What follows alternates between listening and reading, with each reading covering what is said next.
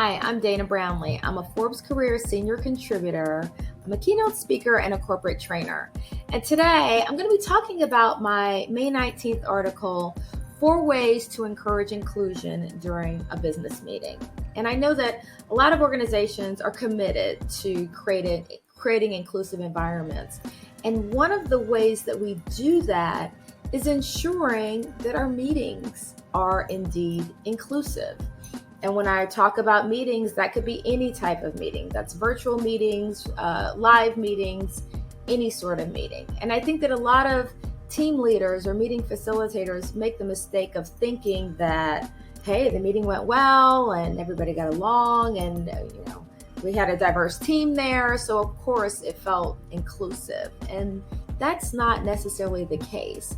The reality is that meetings can feel a little bit like high school, believe it or not. Remember that kind of in-group, out-group dynamic? And if that seems foreign to you, you probably are in the in-group.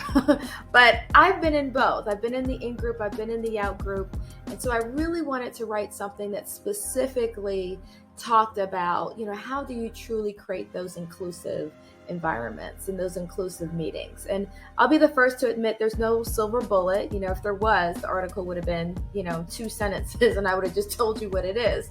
But these are some really practical techniques that any team leader can use to truly create those inclusive environments.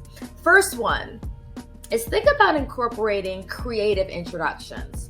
For many meetings, we have the obligatory introductions, and usually you say your name, your department, your title, something like that. Why not spice it up? Why not also ask each person to throw in, hey, what was your first paid job?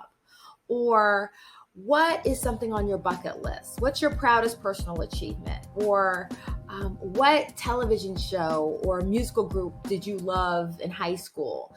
Those are ways to just start to create those little elements of connection that really can be powerful icebreakers for people, particularly people who maybe don't feel as included. It's a great way for them to find a connection point. So think about using those creative introductions. Another one is instead of defaulting to what so many of us do when we have items to discuss, where it's kind of a free-for-all. You just throw out the topic and everyone chimes in. And unfortunately, when that happens, a few dominant voices, or again, that in-group can tend to dominate the conversation. Instead of defaulting to that all the time, think about using round robin. And so round robin is a great facilitation technique where you might throw out an issue and then instead of, again, it being a free-for-all, you say, okay, I want to hear from this person, and then you just go around the room. Or if you're in a virtual meeting, you might go down your list of attendees for that particular meeting. It creates an element of structure, but it also brings in some of those voices that we might not have heard from otherwise. The third tip is taking it one step further and asking each person to just jot down 2 or 3 ideas before you do the round robin. So let me give you an example.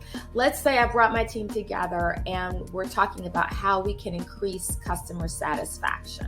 Okay, so I'll throw the issue out, talk about why it's important, say, hey, I want each one of you, we're just going to take 90 seconds, and literally it can be that short. We're going to take 90 seconds. I want each one of you to write down what are your top 2 or 3 recommendations for how we can increase customer satisfaction.